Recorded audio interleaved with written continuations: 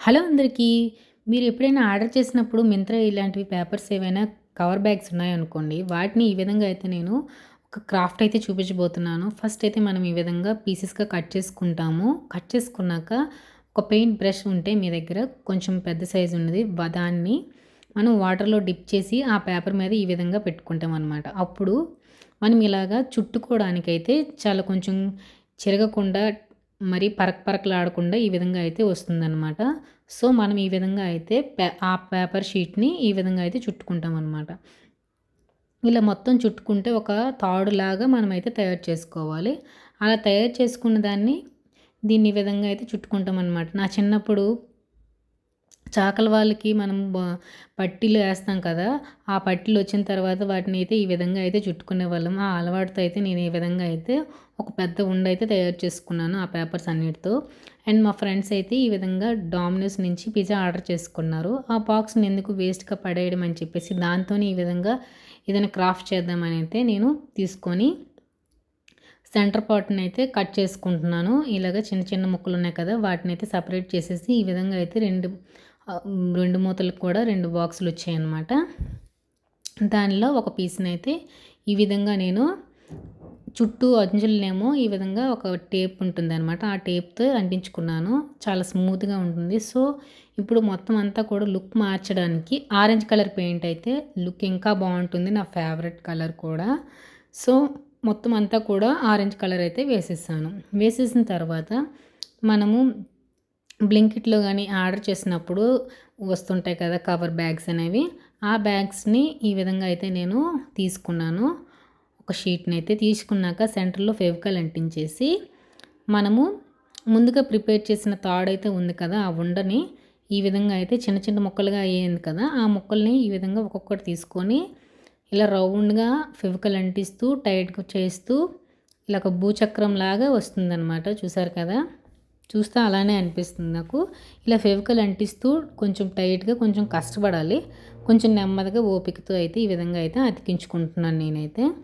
మీరు గాని నా ఛానల్‌ని ఫస్ట్ టైం చూసుంటే సబ్స్క్రైబ్ చేసుకోండి. ఈ వీడియో ఎండ్ వరకు అయితే చూడండి. చాలా బాగుంటుంది. ఈ డిఏవి అనేది మీరు ఇంతకుముందు ఎక్కడో చూసి ఉండరు. మీరు కూడా మీ ఇంట్లో ఈ విధంగా వేస్ట్‌గా కవర్స్ గానీ, ఆర్డర్ చేసిన బ్యాగ్స్ గానీ ఉంటే ఇలాగ పేపర్ బ్యాగ్స్ వాటితో అయితే ఈ విధంగా అయితే బ్యూటిఫుల్ డిఐవై అయితే మీకైతే రెడీ చేసి చూపిస్తాను. మీరు కూడా ట్రై చేయండి. సో, మనమైతే ఫైనల్‌గా ఇంత రెడీ చేసుకున్నాము. ఆ చుట్టిన తాళ్ళతో అయితే ఈ విధంగా ఒక పెద్ద చక్రం అయితే వచ్చిందనమాట.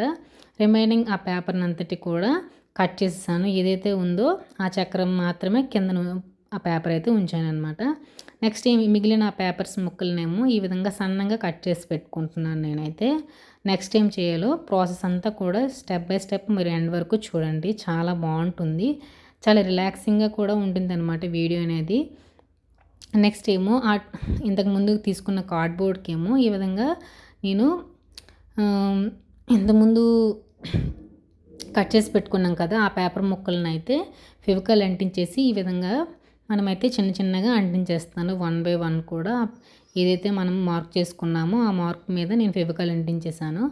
సో, ఆ విధంగా ఆ చిన్న చిన్న ముక్కలన్నీ కూడా అంటించేసాను.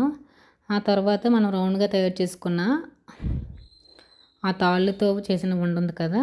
ఆ చక్రం అనేది ఆ చక్రాన్ని 2 ముక్కలుగా చేసుకొని దాని వెనక వైపేమో ఫెవికాల్ అంటించేసాను. ఫెవికాల్ అంటించేసాక ఆ హాఫ్ ముక్కనైతే ఈ విధంగా అయితే అంటించేసుకున్నాను. చాలా బాగుంది కదా! నెక్స్ట్ ఏమో రిమైనింగ్ ముక్క పెద్దది ఉంది కదా హాఫ్, ఆ హాఫ్‌ని ఇంకో 2 హాఫ్స్ చేసేసాననమాట. ఆ 2 హాఫ్స్‌ని ఏం చేస్తాననేది మీరు చూడండి నెక్స్ట్ ముందు ముందు. కొంచెం కష్టంగా ఉంటుంది. కొంచెం దళసరిగా ఉంది కదా! తాళ్ళన్నిటిని కూడా కొంచెం సిజర్ అనేది సన్నంగా ఉంది. సో, నెమ్మదిగా అయితే కట్ చేసుకొని 2 పార్ట్స్ చేశాను కదా! ఆ 2 పార్ట్స్‌లో ఒక పార్ట్‌ని ఈ విధంగా కార్నర్‌కి పెట్టుకొని నేను మార్క్ చేసుకున్నాను పెన్సిల్‌తో. అదే విధంగా ప్రీవియస్‌గా మనం ఎలా అయితే ముక్కల్ని అతికించుకున్నానో ఒక 2 లైన్స్ మనము ఈ చిన్న చిన్న ఆ పేపర్స్‌ని అయితే ఈ విధంగా అంటించి పెట్టుకుంటున్నాను అనమాట. కొంచెం సన్నంగా కట్ చేసుకొని నేను ఫస్ట్ అయితే లావుగా కట్ చేసేసరికి లుక్ అంత బాలేదని మళ్ళీ వాటిని సెపరేట్‌గా కట్ చేసుకున్నాను అలా అతికించిన తర్వాత. సో, సెకండ్ టైమ్ ఏమో సన్నగానే కట్ చేసి పెట్టుకున్నాను. చూసారు కదా! ఈ కార్నర్ అనేది చాలా బాగా వచ్చింది. సేమ్ అదే విధంగా కూడా నేను దాని పైన కార్నర్ కూడా మార్క్ చేసుకొని అంటించేస్తున్నాను అనమాట. ఈ రిమైనింగ్ ఆ ముక్కను కూడా. బాగుంది కదా ఈ ఐడియా అనేది.